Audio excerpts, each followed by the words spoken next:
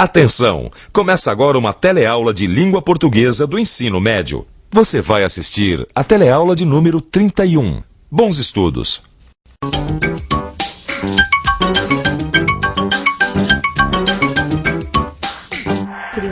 Lúcia, você sabe aquela do cara que chegou na padaria e disse pro homem do balcão: me vê um grutin de mussarela. E o cara do balcão perguntou: 100 gramas do quê? Você, pelo visto, não entendeu a piada. Eu entendi sim, mas eu não achei a menor graça. Está certo. Você podia pelo menos dar uma risadinha, né? Afinal, ria de graça. Dessa eu nunca rio de graça. Está bem. Então eu vou contar outra. É assim, o cara... Deixa pra lá, vai. Por quê? Eu te deixei sem graça, né? Não é nada disso. É que você me fez perder a graça de contar piada. E você já deve ter percebido que essa conversa toda não foi de graça. E eu só contei aquela piada sem graça porque a expressão de graça é justamente um dos assuntos da nossa teleaula de hoje. Você vai relembrar que com uma palavra a gente pode formar várias expressões de uso muito comum no dia a dia.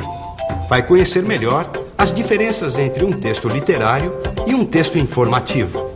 Vai acompanhar a continuação da história de Dimas. E vai contar também com a nossa participação especial. Eu continuo hoje no papel de Dr. Peçanha. E eu volto a ser advogada, para revisar junto com meu colega aqui as coisas mais importantes que você aprendeu nas últimas teleaulas. Vamos lá? Olha que coisa mais linda, mais cheia de graça. Ela menina que vem e que passa num doce balanço, caminho do mar. Ô, Alencar, qual foi a graça, hein? E precisa dizer, olha a sua cara do Machado, ficou até sem graça. Pronto, ele agora não vai fazer serenata pra mim nunca mais, né? Ô, Alencar, você não fez hora extra hoje de novo? Pois é, eu lá fazendo o serão e você aqui fazendo o seresta. Eu vou ter que aguentar a gozação até a morte, né? Alencar, já que você tá com tanta vontade de fazer gracinha, por que você não dá uma ideia pra continuar a história do Dimas, hein? Pum! Assim, se você tá afim de pegar alguém pra Cristo, por que você não aproveita e inventa alguma pra aborrecer o Dimas e larga do meu pé? Não vai ter a mesma graça, mas tudo bem. Onde foi que a gente parou? O advogado do Dimas conseguiu provar no tribunal que a empresa que ele trabalhava devia as horas extras pra ele. Foi isso que aconteceu, não foi? Então daí vamos ver pra frente. Aconteceu isso mesmo. Agora eu tô de alma lavada. Depois de tanta exploração, eu consegui me vingar. E nem que seja na marra, eu vou conseguir as horas extras que trabalhei de graça. Se ele vai receber as horas extras, não tem mais graça continuar a história com o tal advogado, vocês não acham? É esse o problema. O que o Dimas vai fazer agora? Bom, se eu fosse ele, eu ia correndo pra casa, né? Eu nem esperava o ônibus. Eu entrava no primeiro táxi que aparecesse. Tá aí, Machado. Que tal a gente fazer o Dimas arrumar uma encrenca com um taxista? Boa. O que esses dois fariam sem mim? Dimas toma o primeiro táxi que aparece e já vai comunicando ao motorista a vitória do dia. Pois é, rapaz. Eu trabalhava numa firma e meu cartão era uma zona. Eles mandavam trabalhar tantas horas. Bater menos. O otário aqui achando que era assim mesmo. Essas coisas acontecem. Mas a minha demissão foi minha sorte. Eu vou receber uma bolada.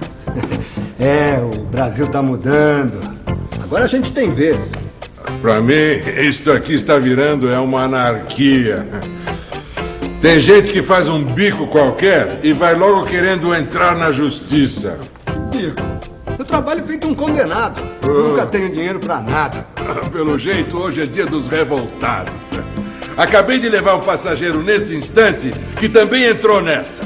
Foi demitido e vem me contando que vai botar a firma no pau. Tem mais é que botar no pau. Se for de direito, ele leva. É por isso que hoje em dia ninguém quer dar emprego pros outros. Logo, logo o país vai ficar assim, ó. Cheio de gente tendo que trabalhar por debaixo do pano. Pois a minha opinião é que esse país vai ficar sem ladrão. Ladrão de hora extra. Tá vendo? Foi por causa de gente assim como você que eu fechei a minha microempresa. foi tanta dor de cabeça por causa dessa tal de justiça que eu tive que largar a mão. Pelo visto, você era um dos que explorava. Explorava não. Dava serviço, isso sim. Quem dá serviço dá salário, ora. E eu não dava. Agora, para fazer um favorzinho assim, ninguém pode fazer. É tudo... Eu quero os meus direitos. Os meus direitos. Quem reclama de graça? A gente só não quer trabalhar de graça. A gente só não quer é trabalhar de graça. Boa. Eu gosto quando você faz essas brincadeiras com as palavras, Machado. Ficou legal mesmo, Machado. Como é que você pensa nessas coisas? Olha, pra falar a verdade, isso aqui saiu sem querer. Pode até ser, mas foi uma resposta e tanto. É pra calar a boca desse taxista chato. Que nada, esse cara é do tipo que não leva desaforo pra casa. E o que ele tem que fazer agora é jogar duro e falar mais alto. Pois esse cara lembra um tio meu. Quando pisava no calo dele, ele falava sempre assim: escuta o que a vida me ensinou. E depois partia pra ofensa. Gostei dessa. Eu também. Como é que é mesmo, Lígia? Escuta o que a vida me ensinou. Escuta o que a vida me ensinou. Quem nasceu pra cavalo nunca chega a carroceiro. O que o cavalo tem a ver com o peixe? Tem a ver com o seguinte: não é porque tem uma carteira assinada que o trabalhador pode achar que vai tirar a barriga da miséria. Essas leis dão muita folga para quem só sabe reclamar. Olha, meu ponto de descer ainda está muito longe, mas me faz um favor. Para essa carroça que eu vou descer aqui mesmo. Antes a pé do que mal acompanhado. Você quer... 6 tá bom. Tô. Ai, vai a pé mesmo. Já perdi a graça de trabalhar hoje. Pobre anda a pé ou de ônibus. Mas olha só quem fala. É milionário, por acaso? É só porque tem um carrinho aí de nada? Vai, pobretão. Quem sabe você tropeça em outro emprego aí na rua. Vai você, ô milionário. Vai aí com esse seu carrão recebendo ordens de pobre feito eu.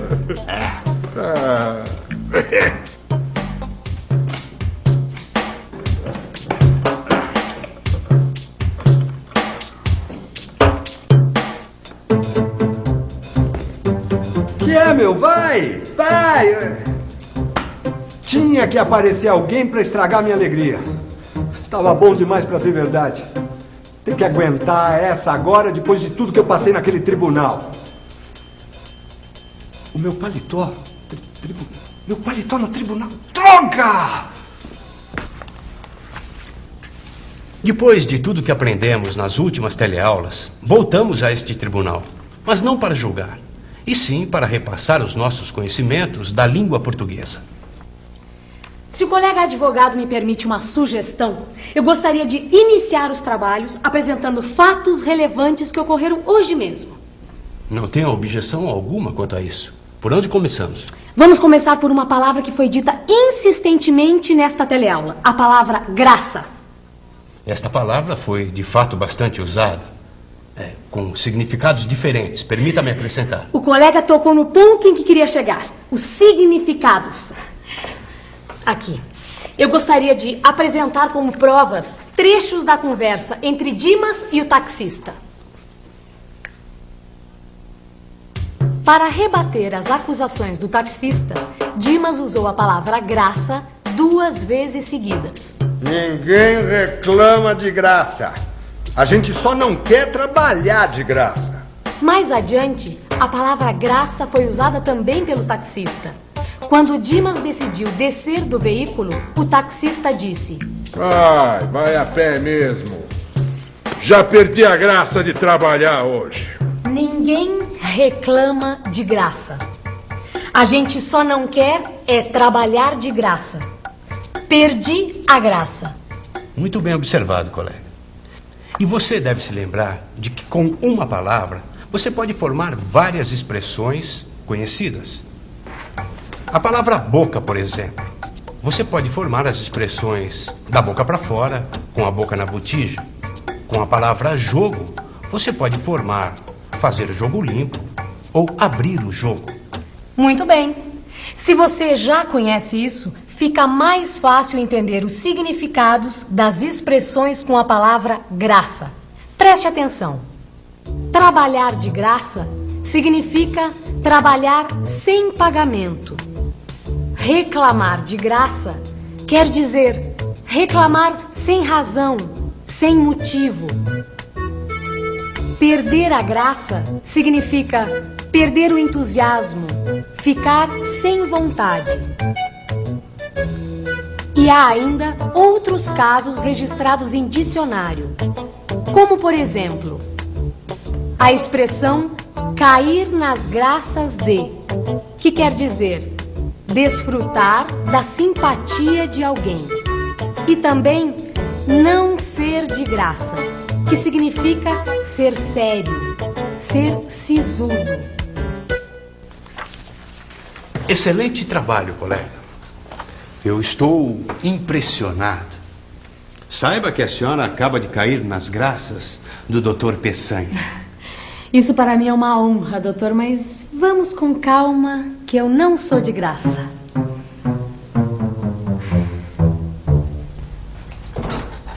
Vamos aproveitar, minha gente, que o cafezinho é de graça. É de graça pra você, né? Pois fique sabendo que quem comprou esse café fui eu. Que isso, Lígia? O Alencar só tá fazendo uma graça. É, hoje ele tá cheio de graça. Mas eu pensei que quem tava cheio de graça era você. Olha que coisa mais linda, mais cheia E vai de graça. começar a gozação de novo. Não, não vai não, porque eu tenho um assunto muito sério pra tratar com vocês. Opa! Que assunto sério é esse? É que eu tô meio confusa com uma coisa. O que vocês escrevem é tudo inventado. É ficção, certo? Ah, É, mas aí vocês começaram com esse negócio de botar linguagem jurídica nas histórias de vocês. E linguagem jurídica não foi feita para ser usada em ficção, certo? certo. Foi então que vocês usaram uma história que aconteceu de verdade com uma amiga minha. Lembra? É mesmo. A gente inventou a história pro Dimas praticamente parecida com a história verdadeira da sua amiga. É. Então, Peraí, Lígia. Aonde você tá querendo chegar com tudo isso? Eu tô começando a ficar confuso. é o que tá acontecendo comigo. Eu tô confusa com toda essa história de ficção, informação, linguagem poética, linguagem jurídica. A linguagem jurídica, como você já sabe, ajuda a resolver situações confusas porque ela é objetiva. Não é assim, doutora? Exatamente assim, doutor. Penso, inclusive, que podemos usar essa objetividade para esclarecer os diferentes tipos de texto. O que o senhor acha disso? Eu acho perfeito. E parece que a senhora já tem algo a dizer sobre o assunto. Efetivamente, doutor. Eu diria que o nosso problema é entender a diferença básica que existe entre dois tipos de texto: o texto literário e o texto não literário. A diferença que existe entre esses dois tipos de texto é a mesma que existe entre a ficção e a realidade. Em outras palavras, o que a colega está dizendo é o seguinte: literatura é ficção. E por isso, literatura não tem nenhum compromisso com a realidade. Exato. E um texto informativo é justamente o contrário. Um texto de jornal, por exemplo, é escrito com o compromisso de relatar a realidade. Ficou clara a diferença? Pra mim a diferença tá clara. Quem manda na literatura é a imaginação. E no texto de informação, quem manda é a realidade. Se o texto de informação serve para informar o leitor, será que a gente pode dizer que o texto literário serve para uma outra coisa? Em vez de dizer que o texto literário serve para alguma outra coisa, diferente da informação, a doutora não acha que poderíamos simplesmente dizer o texto literário tem outra função? Função é a palavra certa. A função de um texto literário pode ser estética ou poética. Ou seja, sua função é mexer com a imaginação, com a fantasia do leitor. Isso explica porque os livros e filmes que contam histórias reais podem ser considerados como obras de ficção. Mesmo que os fatos que eles relatam tenham acontecido de verdade, esses livros e filmes não têm um compromisso com a realidade. Eles têm um compromisso com a nossa imaginação e o nosso prazer de ouvir histórias. E atenção, se liga aí, que é a hora da revisão. Na teleaula de hoje, nós recordamos como uma mesma palavra pode formar expressões de significados diferentes que são comuns no nosso dia a dia. Entendemos melhor a diferença entre texto literário e texto não literário. Lembramos que um texto informativo tem um compromisso com a realidade e que literatura é ficção, o que significa que o texto literário não tem compromisso com a realidade. Na próxima teleaula começa um novo módulo do telecurso de língua portuguesa. Vai se preparando, porque você tem muita coisa para aprender.